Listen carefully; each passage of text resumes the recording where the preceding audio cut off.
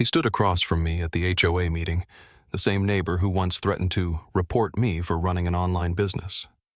But now he was turning pale, realizing who I really was, and whose board he had tried to outplay. His signature at the bottom of that complaint? Almost laughable, because the very system he tried to manipulate had already belonged to me for a long time. But what happened next didn't just shake him, it changed our entire neighborhood. When I moved into my new house in Texas, I thought I'd finally found the perfect place to live. The neighborhood was quiet, the streets were spotless, the lawns looked like they'd been trimmed with a ruler, and even the dogs seemed to bark strictly from 9 to 5. It all seemed too good to be true. And, as I soon found out, it was. The first person I noticed was my neighbor across the street, Todd. Tall, lean, maybe mid-40s, with perfectly styled hair, teeth way too white, and that kind of smile that usually hides something not very neighborly. He introduced himself right away. "Todd Whitman. I'm on the HOA board. Welcome to the neighborhood," he said, gripping my hand a little too firmly and immediately scanning my car, the moving boxes on my porch, the startup logo on my t-shirt, taking it all in at once. I didn't realize then that every glance of his was basically a pre-written violation notice waiting to happen. Honestly, I was excited about the move. After 15 years in San Francisco, I was ready for peace and quiet. I'd shut down my office, moved my team remote, and focused on consulting for startups. Simple setup, a laptop, Zoom calls, a couple of freelancers, nothing that looked anything like a business in the traditional sense. No clients coming by, no signs out front, no vans parked at the curb. I even parked across the street just to make sure I wasn't in anyone's spot. Just in case.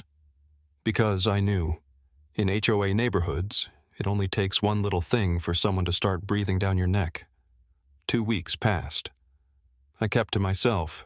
Projects, calls, setting up VPNs. I didn't give the HOA a second thought, until one morning.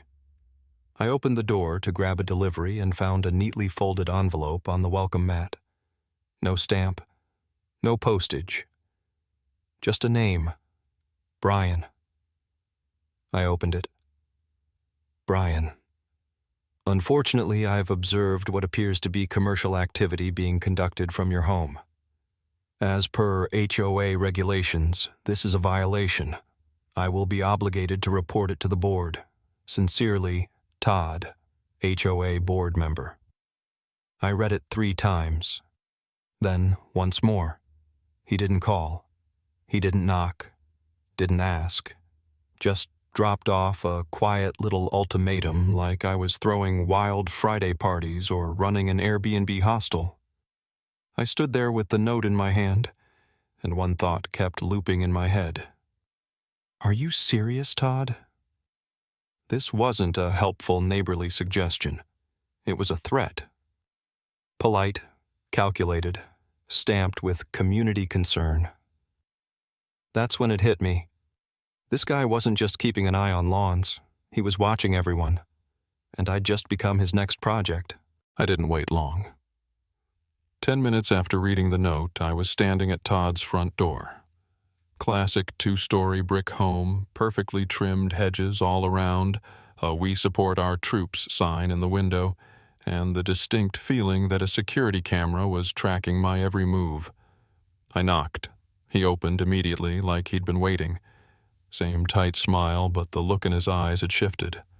No friendliness, just a quiet sense of victory. "Hey, Todd. That note, you left it?" He didn't even try to fake surprise. "Of course. I thought it was the right thing to do. You've clearly missed the HOA bylaws. Running a business from a residential property isn't permitted here, even if you're just on a laptop. We try to keep things orderly around here." We, like he was channeling the Constitution or the Supreme Court of Texas. I swallowed hard and kept my voice calm. "Todd, I'm not holding meetings. I don't run a warehouse. I don't have clients coming over. I just work online. No noise, no traffic. I even park across the street so I don't inconvenience anyone. He listened, paused, then slowly shrugged. That doesn't matter. You see, if we allow one exception, everyone will think it's okay. We have to be consistent. It's called precedent. He said those last two words like he'd just come down from a Harvard law lecture. I looked at him, and I could feel the anger rising. He didn't care about rules. He wanted control. He liked being the guy who kept things in order. But this wasn't about order anymore. It was about power, about showing who's in charge. And that's when I realized this wasn't just a neighbor, not just a board member. This was a full-blown HOA messiah complex, a man who thought it was his divine right to decide how others live, and I was his newest mission. I didn't argue, just nodded, turned, and walked away. But inside, the response was already taking shape. The next morning, I found an official letter from the HOA in my mailbox. Sealed envelope, heavy paper, the kind of phrasing that made it sound like a Supreme Court ruling. Violation of bylaws, unauthorized commercial activity, fine, $250. Repeat offenses may result in legal action. At the bottom, in bold, Todd Whitman, Board Secretary. That was it. The puzzle came together. He wasn't just complaining, he was orchestrating this. He was using his position to run a little personal crusade, and this time it wasn't passive-aggressive notes.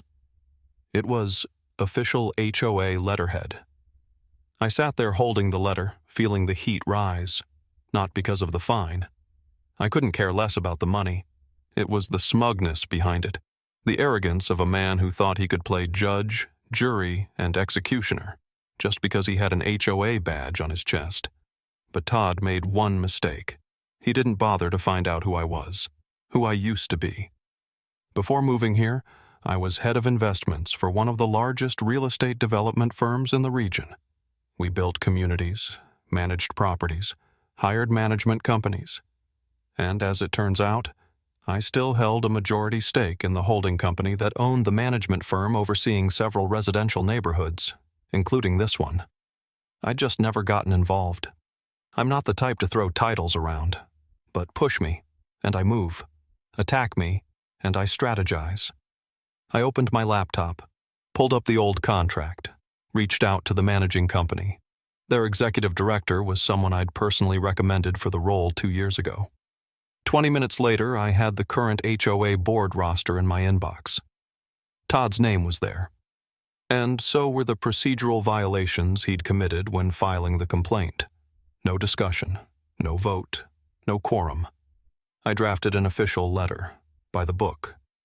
Formal complaint against HOA board member Todd Whitman for abuse of authority, personal bias, procedural violations, and conflict of interest. No emotions, just facts. Anger is a useless tool unless you sharpen it into a weapon, and I was ready to aim. The HOA board scheduled an emergency meeting. The agenda was brief. Discussion of potential conflict of interest within the board. When I walked into the room, Todd was already seated at the long wooden table, surrounded by folders, notepad in hand, looking like a soldier of local bureaucracy. But the moment he looked up and saw me, everything changed. His posture stiffened. The pen froze midair. His eyes, just for a second, registered it all. He didn't look scared. He looked thrown off. He had never imagined his quiet neighbor might be something more than a guy with a laptop and a coffee cup on the porch. I introduced myself formally. Brian Reeves, investor representative for the managing entity. The room fell silent. I opened my folder and read calmly. Mr. Todd Whitman initiated disciplinary action against a resident without adhering to procedural protocol driven by personal bias. He acted under the authority of the HOA without proper mandate, potentially compromising the association's integrity and damaging resident trust. No theatrics, just truth, just precision. When I finished, The board chair glanced at the others.